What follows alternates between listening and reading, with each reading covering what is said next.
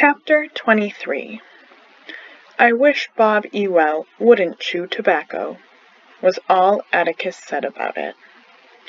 According to Miss Stephanie Crawford, however, Atticus was leaving the post office when Mr. Ewell approached him, cursed him, spat on him, and threatened to kill him.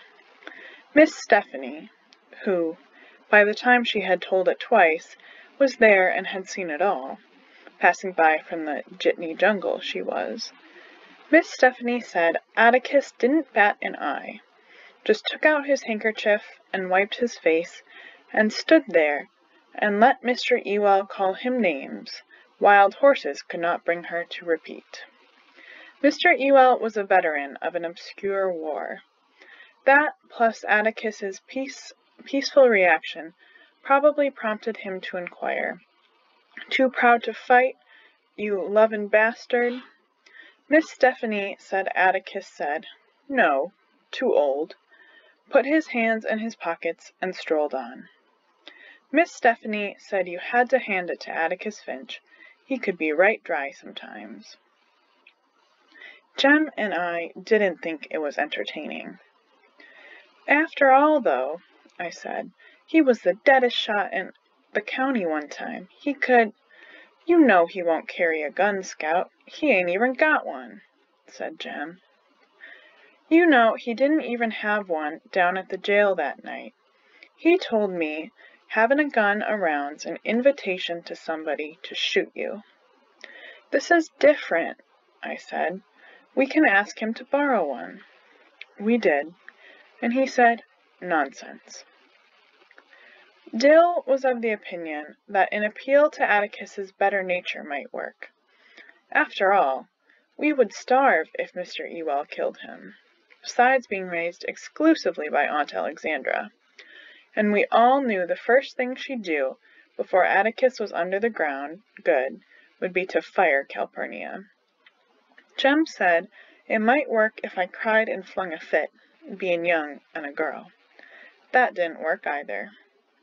But when he noticed us dragging around the neighborhood, not eating, taking little interest in our normal pursuits, Atticus discovered how deeply frightened we were. He tempted Jem with a new football magazine one night. When he saw Jem flip the pages and toss it aside, he said, "What's bothering you, son?" Jem came to the point. "Mr. Ewell." "What has happened?" "Nothing's happened. We're scared for you, and we think you ought to do something about him." Atticus smiled wryly. "Do what? Put him under a peace bond?" "When a man says he's gonna get you, looks like he means it." "He meant it when he said it," said Atticus. "Jem, see if you can stand in Bob Ewell's shoes a minute. I destroyed his last shred of credibility at the trial, if he had any to begin with. The man had to have some kind of comeback. His kind always does. So if spitting in my face and threatening me saved Mayella Ewell one extra beating, that's something I'll gladly take. He had to take it out on somebody, and I'd rather it be me than that houseful of children out there. You understand?" Jem nodded. Aunt Alexandra entered the room as Atticus was saying, "We don't have anything to fear from Bob Ewell. He got it all out of his system that morning." "I wouldn't be so sure of that, Atticus," she said. "His kind'd do anything to pay off a grudge. You know how those people are." "What on earth could Ewell do to me, sister?" "Something furtive," Aunt Alexandra said. "You may count on that." "Nobody has much chance to be furtive in Maycomb," Atticus answered. After that, we were not afraid. Summer was melting away, and we made the most of it. Atticus assured us that nothing would happen to Tom Robinson until the higher court reviewed his case, and that Tom had a good chance of going free, or at least of having a new trial. He was at Enfield Prison Farm, 70 miles away in Chester County. I asked Atticus if Tom's wife and children were allowed to visit him, but Atticus said no. If he loses his appeal, I asked one evening, what'll happen to him?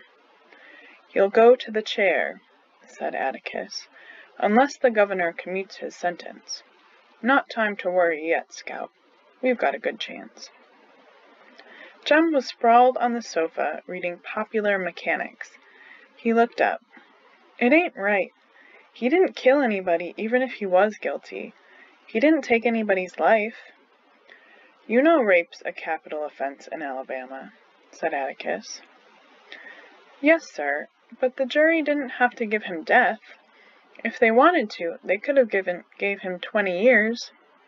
Given, said Atticus. Tom Robinson's a colored man, Jem. No jury in this part of the world's going to say, we think you're guilty, but not very, on a charge like that. It was either a straight acquittal or nothing. Jem was shaking his head. I know it's not right, but I can't figure out what's wrong. Maybe rape shouldn't be a capital offense. Atticus dropped his newspaper beside his chair. He said he didn't have any quarrel with the rape statute, none whatever. But he did have deep misgivings when the state asked for, and the jury gave, a death penalty on purely circumstantial evidence. He glanced at me, saw I was listening, and made it easier. I mean, before a man is sentenced to death for murder, say, there should be 1 or 2 eyewitnesses. Someone should be able to say, yes, I was there and saw him pull the trigger. But lots of folks have been hanged on circumstantial evidence, said Jem. I know, and lots of 'em probably deserved it too.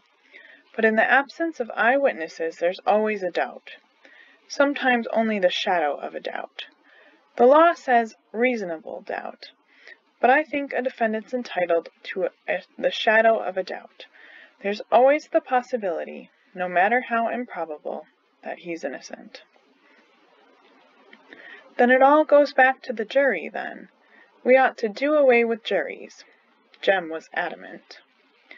Atticus tried hard not to smile, but couldn't help it. You're rather hard on us, son.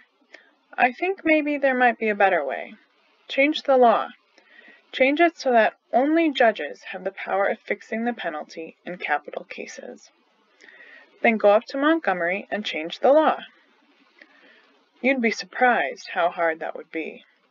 I won't live to see the law changed, and if you live to see it, you'll be an old man. This was not good enough for Jem. No, sir, they ought to do away with juries. He wasn't guilty in the first place, and they said he was. If you had been on that jury, son, and 11 other boys like you, Tom would be a free man, said Atticus. So far, nothing in your life has interfered with your reasoning process. Those are 12 reasonable men in everyday life. Tom's jury, but you saw something come between them and reason. You saw the same thing that night in front of the jail. When that crew went away, they didn't go as reasonable men. They went because we were there. There's something in our world that makes men lose their heads. They couldn't be fair if they tried. In our courts, when it's a white man's word against a black man's, the white man always wins. They're ugly, but those are the facts of life. Doesn't make it right, said Jem stolidly. He beat his fist softly on his knee. You just can't convict a man on evidence like that. You can't. You couldn't, but they could and did. The older you grow, the more of it you'll see. The one place where a man ought to get a square deal is in a courtroom, be he any color of the rainbow.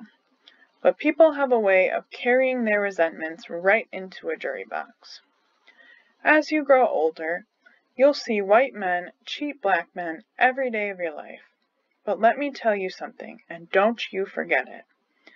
Whenever a white man does that to a black man, no matter who he is, how rich he is, or how fine a family he comes from, That white man is trash." Atticus was speaking so quietly, his last word crashed on our ears. I looked up, and his face was vehement. "There's nothing more sickening to me than a low-grade white man who'll take advantage of a Negro's ignorance. Don't fool yourselves. It's all adding up, and one of these days we're going to pay the bill for it. I hope it's not in you children's lifetime." Jem was scratching his head. Suddenly his eyes widened. "Atticus," he said, "why don't people like us and Miss Maudie ever sit on juries? You never see anybody from Maycomb on a jury. They all come from out in the woods." Atticus leaned back in his rocking chair. For some reason, he looked pleased with Jem. "I was wondering when that would occur to you," he said. "There are lots of reasons. For one thing, Miss Maudie can't serve on a jury because she's a woman." "You mean women in Alabama can't?" I was indignant. "I do. I guess it's to protect our frail ladies from sordid cases like Tom's. Besides," Atticus grinned, "I doubt if we'd ever get a complete case tried. The ladies would be interrupting to ask questions." Jem and I laughed. Miss Maudie on a jury would be impressive. I thought of old Mrs. Dubose in her wheelchair. "Stop that rapping, John Taylor. I want to ask this man something." Perhaps our forefathers were wise. Atticus was saying, "With people like us, that's our share of the bill. We generally get the juries we deserve. Our stout Maycomb citizens aren't interested, in the first place. In the second place, they're afraid. Then they're—" "Afraid? Why?" asked Jem. "Well, what if, say, Mr. Link Dees had to decide the amount of damages to award, say, Miss Maudie, when Miss Rachel ran over her with the car? Link wouldn't like the thought of losing either lady's business at his store, would he? So he tells Judge Taylor that he can't serve on the jury because he doesn't have anybody to keep store for him while he's gone. So Judge Taylor excuses him. Sometimes he excuses him wrathfully." "What'd make him think either one of 'em would stop trading with him?" I asked. Jem said, "Miss Rachel would. Miss Maudie wouldn't. But a jury vote's secret, Atticus." Our father chuckled. "You've many more miles to go, son. A jury vote's supposed to be secret. Suppose on a jury forces a man to make up his mind. Serving on a jury forces a man to make up his mind and declare himself about something. Men don't like to do that. Sometimes it's unpleasant." "Tom's jury sure made up its mind in a hurry," Jem muttered. Atticus's fingers went to his watch pocket. "No, it didn't," he said, more to himself than to us. "That was the one thing that made me think, well, this may be the shadow of a beginning. That jury took a few hours. An inevitable verdict, maybe, but usually it takes him just a few minutes. This time," he broke off and looked at us, "you might like to know that there was one fellow who took considerable wearing down. In the beginning he was rarin' for an outright acquittal." "Who?" Jem was astonished. Atticus's eyes twinkled. "It's not for me to say, but I'll tell you this much. He was one of your old Sarum friends." "One of the Cunninghams?" Jem yelped. I didn't recognize any of 'em." "You're joking." He looked at Atticus from the corners of his eyes. "One of their connections. On a hunch, I didn't strike him. Just on a hunch. Could have, but I didn't." "Golly Moses," Jem said reverently. "One minute they're trying to kill him, and the next they're trying to turn him loose. I'll never understand those folks as long as I live." Atticus said you just had to know him. He said the Cunninghams hadn't taken anything from or off of anybody since they migrated to the New World. He said the other thing about them was, once you earned their respect, they were for you, tooth and nail. Atticus said he had a feeling, nothing more than a suspicion, that they left the jail that night with considerable respect for the Finches. Then, too, he said, it took a thunderbolt plus another Cunningham to make one of them change his mind. If we'd had two of that crowd, we'd have had a hung jury. Jem said slowly, You mean you actually put on the jury a man who wanted to kill you the night before? How could you take such a risk, Atticus? How could you? When you analyze it, there was little risk. There's no difference between one man who's going to convict and another man who's going to convict, is there? There's a faint difference between a man who's going to convict and a man who's a little disturbed in his mind, isn't there? He was the only uncertainty on the whole list. What kin was that man to Mr. Walter Cunningham? I asked. Atticus rose, stretched, and yawned. It was not even our bedtime, but we knew he wanted a chance to read his newspaper. He picked it up, folded it, and tapped my head.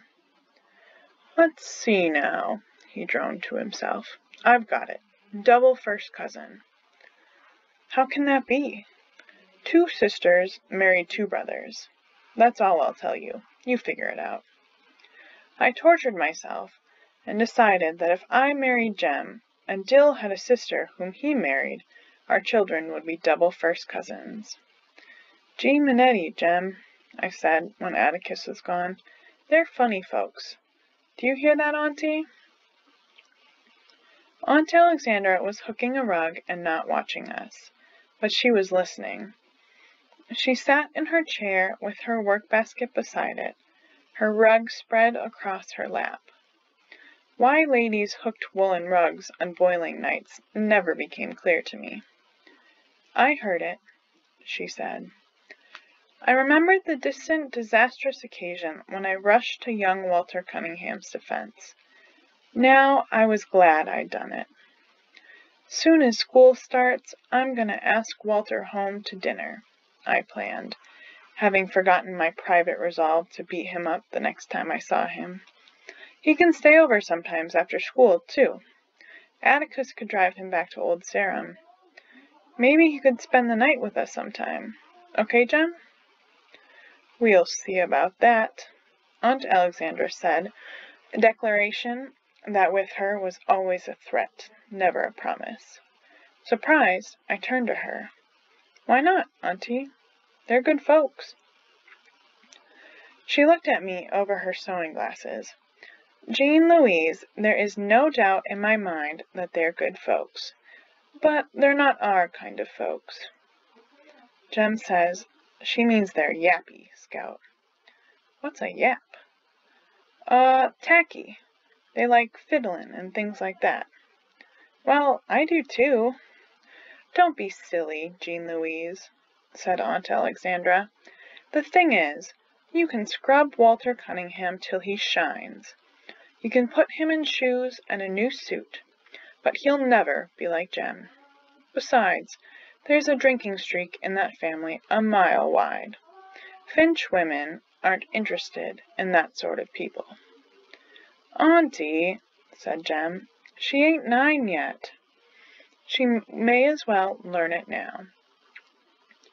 Aunt Alexandra had spoken. I was reminded vividly of the last time she had put her foot down. I never knew why. It was when I was absorbed with plans to visit Calpurnia's house. I was curious, interested. I wanted to be her company, to see how she lived, who her friends were. I might as well have wanted to see the other side of the moon. This time the tactics were different, but Aunt Alexandra's aim was the same. Perhaps this was why she had come to live with us, to help us choose our friends. I would hold her off as long as I could. If they're good folks, then why can't I be nice to Walter? I didn't say not to be nice to him.